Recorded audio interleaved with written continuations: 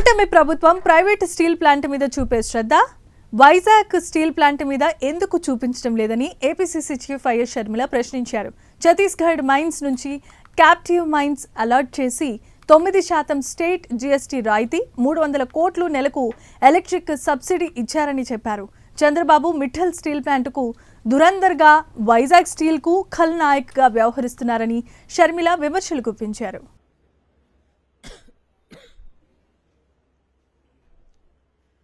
అందరికీ నమస్కారం. నిన్న అనకాపల్లి జిల్లాలో నక్కపల్లి దగ్గర మిట్టల్ అండ్ నిపాన్ స్టీల్ ఒక జాయింట్ వెంచర్ స్టీల్ ప్లాంట్ని ప్రారంభించడం జరిగింది. దీనికి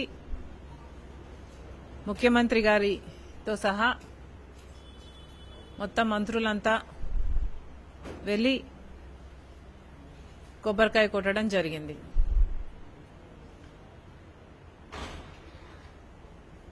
ఇది చాలా గొప్ప స్టీల్ ప్లాంట్ అని, దీన్ని తీసుకురావడంలో లోకేష్ గారి కృషి ఉందని, ఇది ఒక మణిహారం అని, స్పీడ్ ఆఫ్ బిజినెస్ కి ఇది నిదర్శనమని చాలా గొప్పగా దీని గురించి చెప్పుకోవడం జరిగింది. ఈ ప్లాంట్కి 5,500 ఎకరాలు భూమి ఇవ్వడం జరిగింది. అందుకు బదులుగా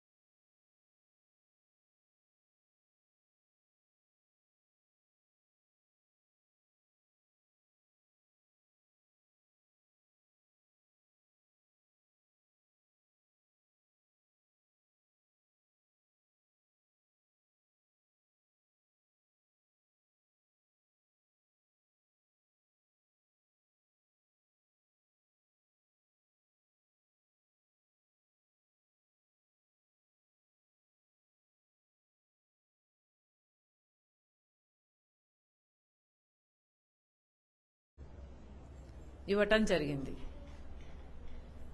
అంతేకాదు ఈ ప్లాంట్కి 18% జీఎస్టీ ఉంటే దాంట్లో 9% సెంట్రల్, 9% స్టేటు జీఎస్టీ ఉంటే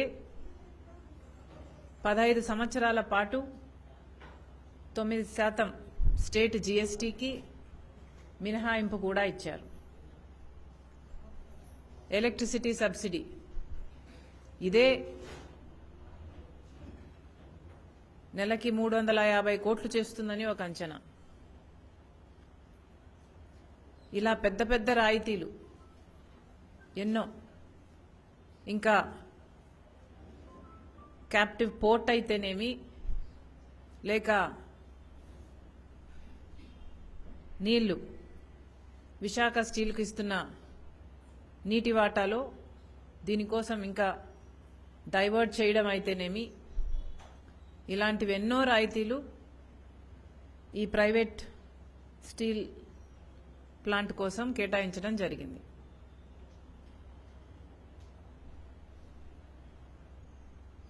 ఒక ప్రైవేట్ స్టీల్ ప్లాంట్ మీద పాలకులకి ఇంత శ్రద్ధ ఉంది, కానీ ఒక పబ్లిక్ సెక్టర్ యూనిట్ మీద, విశాఖపట్నం స్టీల్ మీద ఎందుకు లేదు అన్నదే బాధాకరం.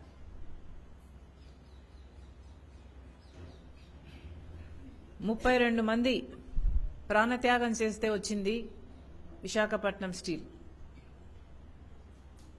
ఆ రోజుల్లోనే కాదు, తర్వాత కాలంలో కూడా ఇది భారతదేశంలోనే అతిపెద్ద స్టీల్ ప్లాంట్గా నిలబడింది.